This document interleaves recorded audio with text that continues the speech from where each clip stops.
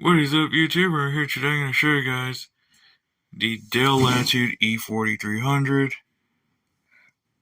You have to go and focus, and there we go.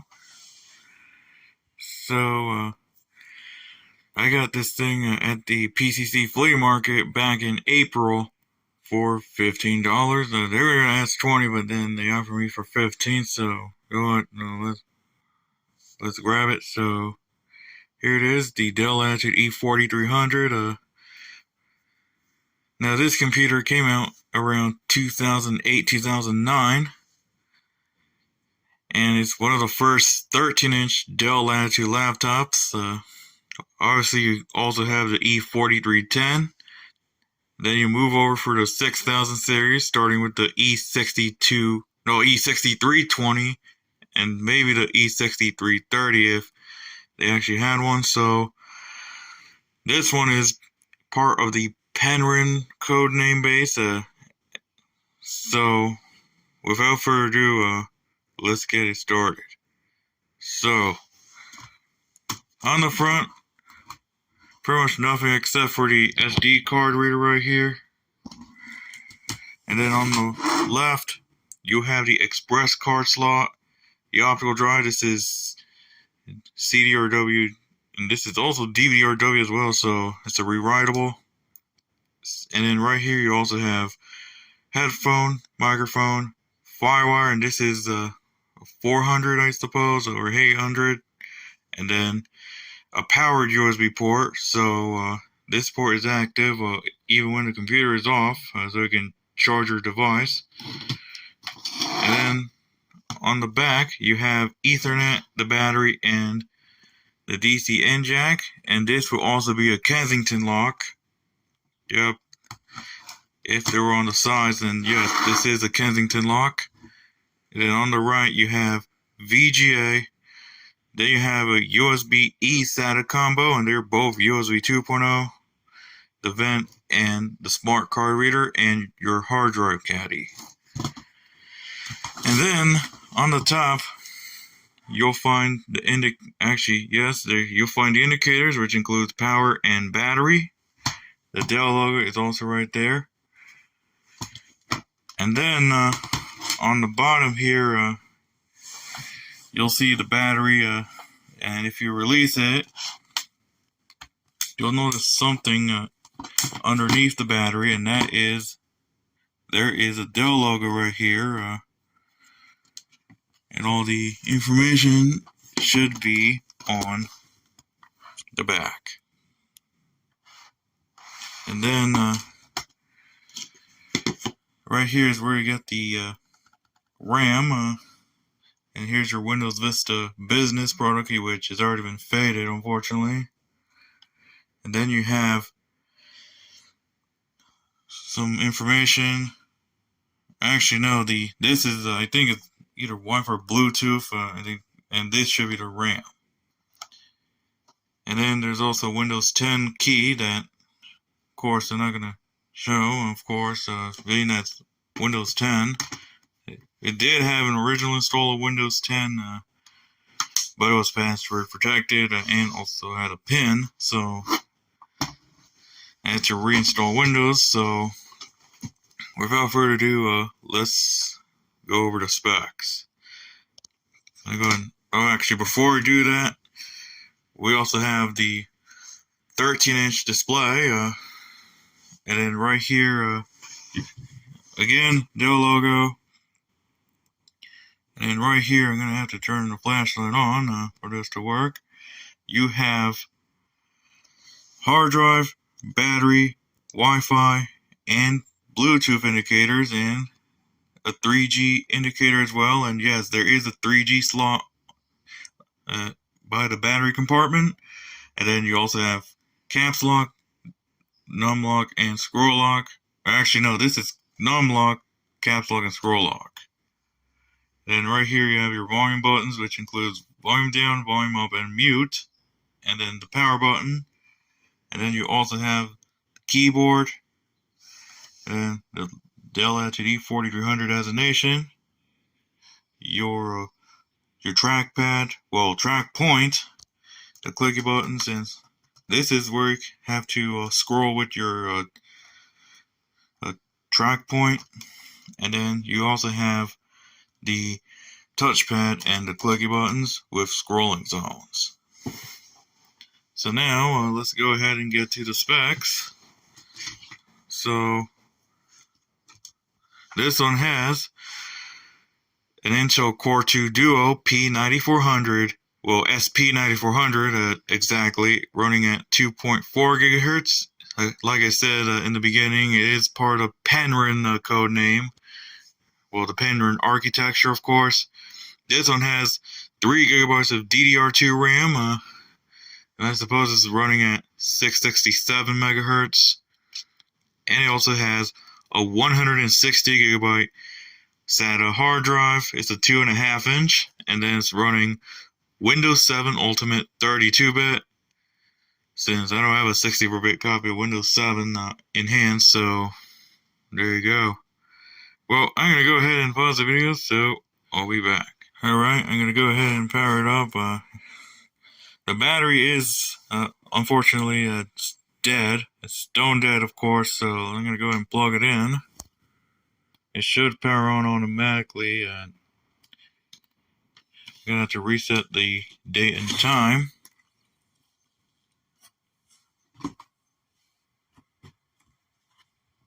And here goes the battery indicator right here.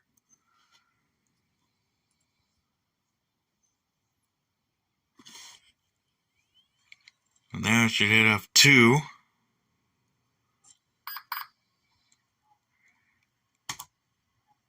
And now let me go ahead and change the date and time.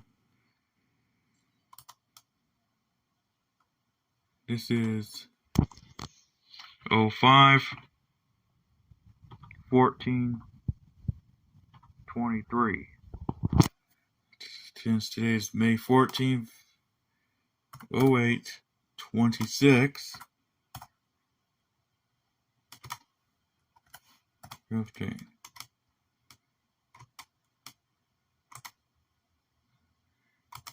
Now I have to do 25.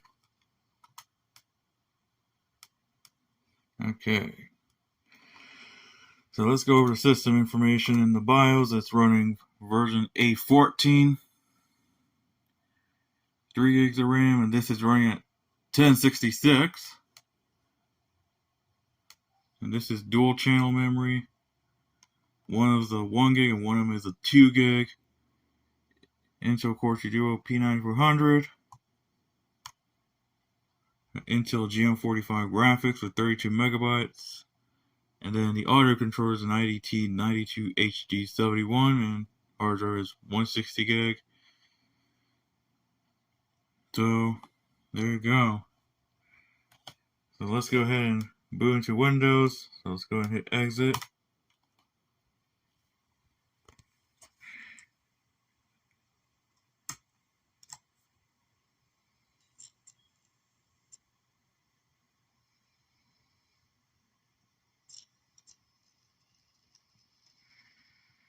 And then I'm going to go ahead and boot into Windows 7.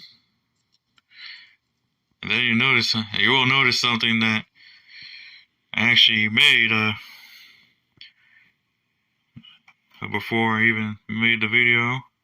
And that is, I applied the Windows 11 desktop wallpaper instead of the default one, thanks to group policy. So there you go. It's now running Windows 7.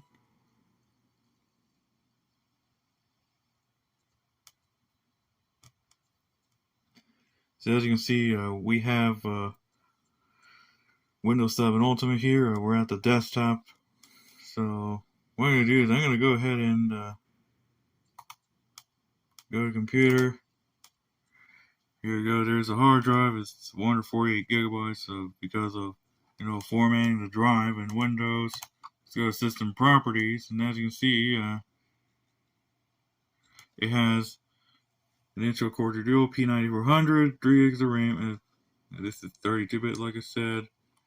And let's go over to the Windows Experience Index. And as you can see, the processor is 5.8, 5.8 for RAM, 3.8 for graphics, 3.4 for gaming, and a 5.9 for the hard drive. So, yeah, there you go. And let's go and go over to the graphics. Go to screen resolution and go to advanced settings. As you can see, we're running 32 megabytes of dedicated video RAM with 32 megabytes of system video memory, with the shared system RAM being 1,223 megabytes, and with the total being 1,287. So,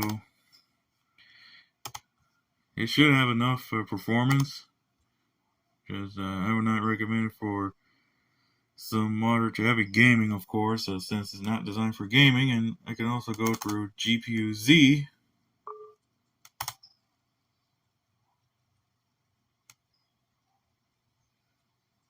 As you can see, it's the Intel 4 Series Express chipset. Here's the rest of the information. Now if you go to advanced, it pretty much tells you your driver date, registry path, and device location. Doesn't tell you the RAM though, so yeah, there you go. And now for the programs that I installed, we can go to Control Panel and go to Programs and Features. Probably best to use the track point. As you can see, I installed Adobe Reader, well, DC, and well, it is Adobe Acrobat Reader, as it says. CCleaner, Defraggler, Chrome. I got the final versions of Chrome, Edge, and Opera. We also have Firefox 110, Spacky, GPU-Z, and WinT-USB. So, there you go. Let's go ahead and run Google Chrome.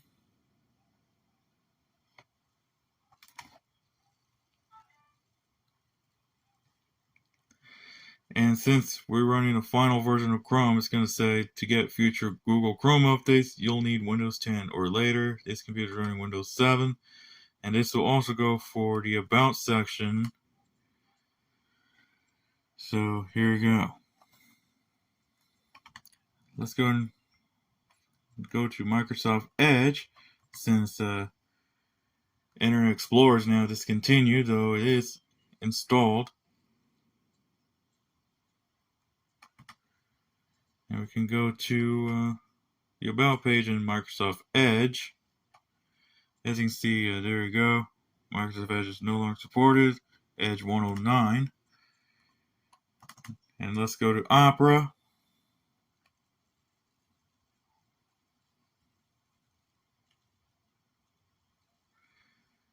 And then if you want to go to the About section, you type in Opera About. And as you can see, Opera 95. So there you go. And then let's run Firefox.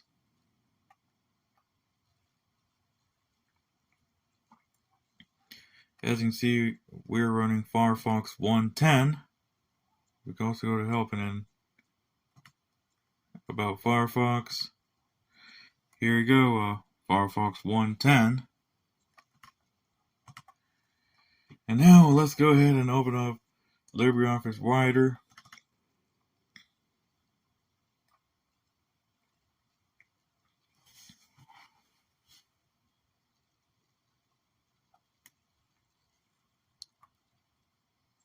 And I'm going to create a new Writer document.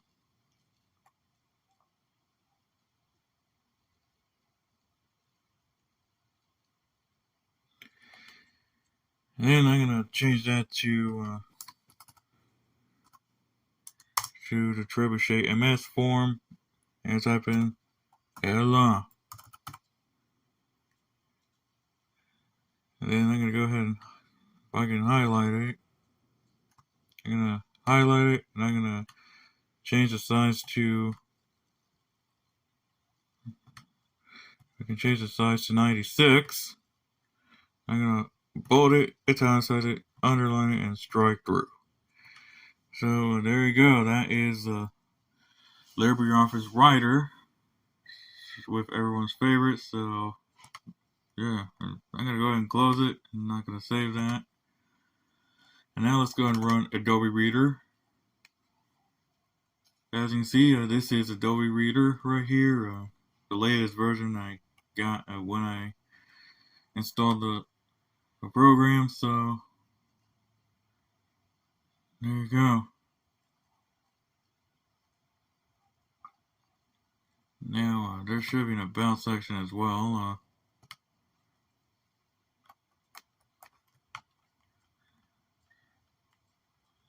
There should be an about section. I don't think there might be an option, but there you go. We are running the latest version of Adobe Reader. Got a way to actually view the information, the about section on this, but there you go. This is Adobe Reader right here. Let's go run CCleaner. So there you go, CCleaner 6.07.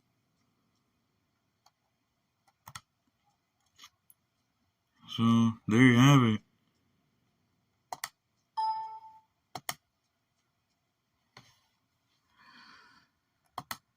And now, might open up Paint, so let's go to Accessories and Paint. You can create something unique using a brush. So yeah. So yeah, that is a demonstration of Paint here. Go ahead and not save that.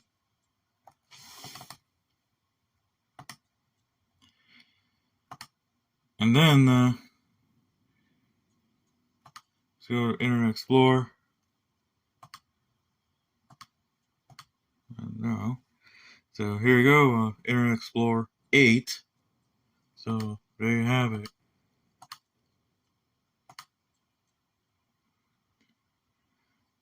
And I think that was pretty much it. Let's go to Spacky. I'm going to say yes.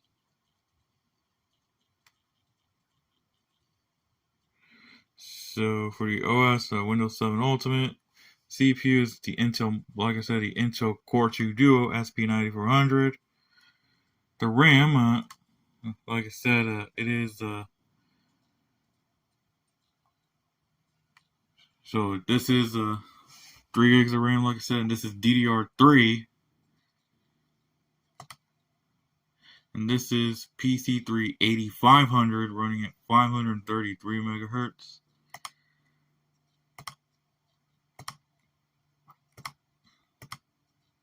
And the other one, that 1 gig stick, is a 667, a PC3 10700. So there you go. And let's go ahead and go to Device Manager. We can go to our computer and hit Properties. Actually, no, not Properties. Manage. Device Manager. Though I should have probably went into that area. Let's go to Device Manager. Now for the Control Vault, it is the Dell Control Vault without fingerprint sensor. And then for hard drive, it's a Seagate drive.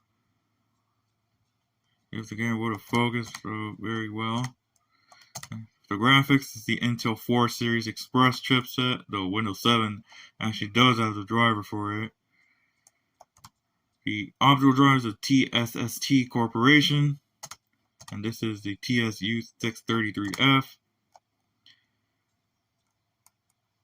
And then for network, it's using the Intel 82567 gigabit and Intel Wi-Fi link 5100 AGN. And processors is the dual core P9400, well SP9400 exactly. And that's pretty much it. So now there might be one thing I gotta do, and that is to do a CPU-Z benchmark. So I'm going to grab the flash drive that has a portable version of CPU-Z, and I'm going to plug it in via the USB-E SATA combo port. If I have the right alignment, there we go.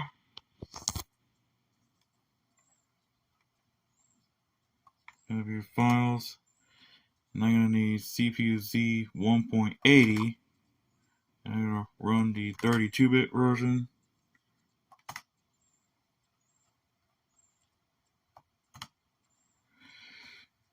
Like it says, the Intel Core 2 Duo SP9400.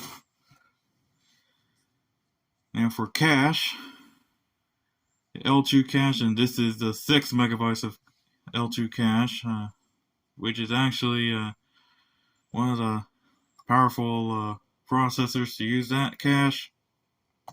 Motherboard, like I said, well, you're going to say the motherboard, SPD, like I said, we already talked about. And let's go ahead and benchmark the CPU.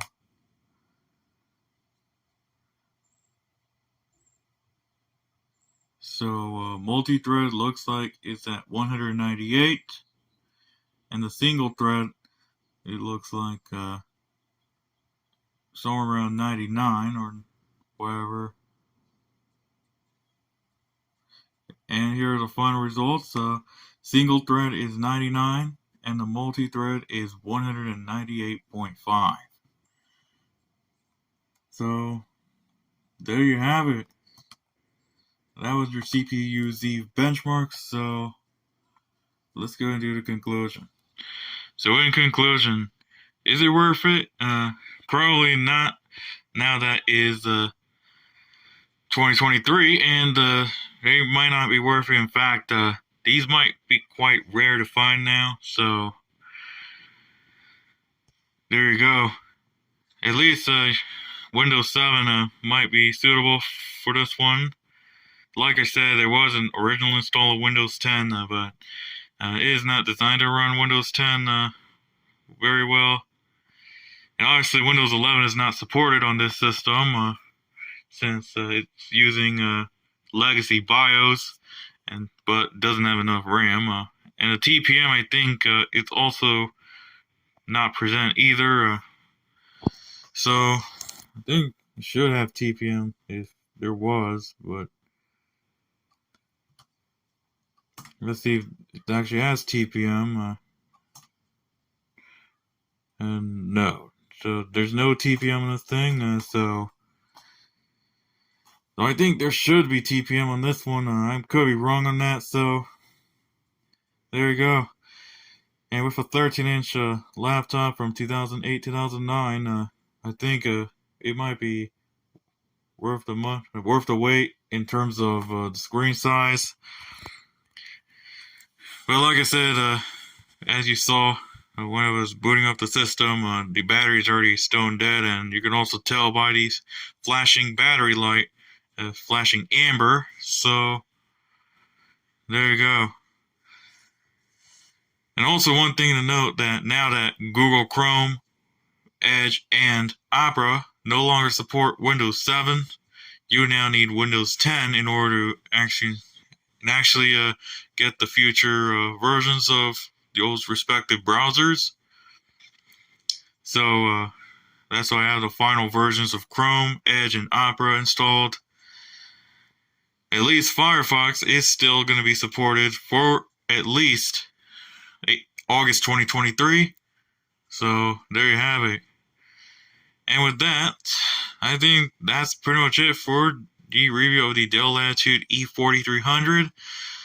So thank you guys for watching. Please be sure to hit the subscribe button, and also follow me on Twitter at RubenOpportunity17. Also follow me on Instagram, Ruben the Transit Fans. So that was the review of the Dell Latitude E4300. So I'll see you next time.